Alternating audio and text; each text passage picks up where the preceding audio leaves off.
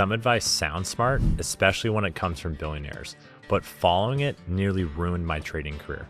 Let me walk you through the worst investing mindsets I ever adopted, how it bled me dry for years, and the small, boring shift that finally made it really work.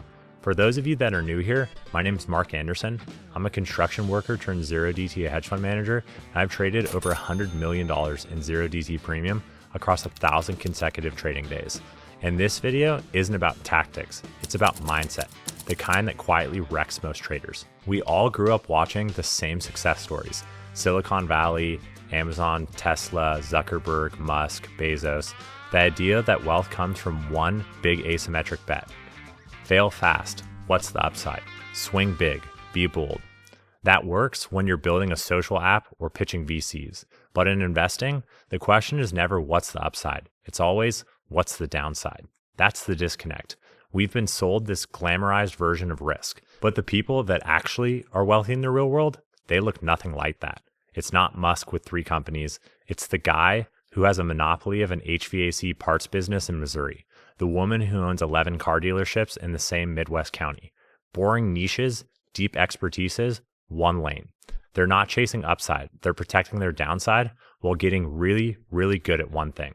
Let me show you how I learned this the hard way. I was following the Buffett quote, put all your eggs in one basket and watch that basket. So I did. I went all in on Facebook. Then interest rates spiked, stocks dropped hard, held it for 2 years. I ended up breaking even. 1 rep, no edge built. Next idea, real assets, less government intervention.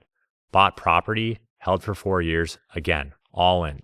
It was okay, but again, 1 rep in 4 years. Active, not scalable, not repeatable. Then I started trading 90-day out options and started rolling them through big events like Russia invading Ukraine.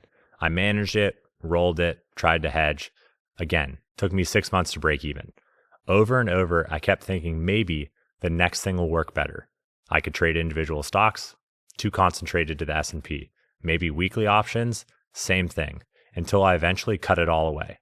Now I trade one thing, 0 days to expiration SPX. That's it. Everything I do is built around reps. I'm not interested in single trades that work once. I want edges that work over 1,000 trading days. People ask me why I don't trade other underlyings, why I don't add in 45-day options or bonds or gold. Because every layer of complexity I add erodes the one thing that gives me scale, conviction through repetition. It's like that stat you hear. The average millionaire has 7 sources of income. Yeah, after they made their first million doing one thing really well. They weren't running 7 plays all at once. They focused on one thing, they built scale, then they diversified. I did the same. Now I trade one thing, one underlying, one time frame. 0 days to expiration SPX. That's it. I even have a 250 grand account just to forward test things that I'm working on. Every new idea earns its way into it. Nothing gets shortcutted. Not because I'm conservative, but because I learned the fastest path to consistency is subtraction. Most people underestimate how long it will take to be great. I went 5 years before I made anything meaningful trading 0DT. There were months I lived on credit cards. If I'd worked a W-2 job that whole time, I'd have been ahead on paper. But now, I can make more in 3 months than I would in a decade in my prior career. Why? Because I do one thing for 5 years, and that's the catch. If you're going to work that hard, make sure you're rowing in the right boat. If you're trying to be the best custom cabinet maker alive, you may make $300 an hour, but you still have to find work, quote jobs, and manage your clients. It's not that scalable. Your payoff is capped with your ability to work in time.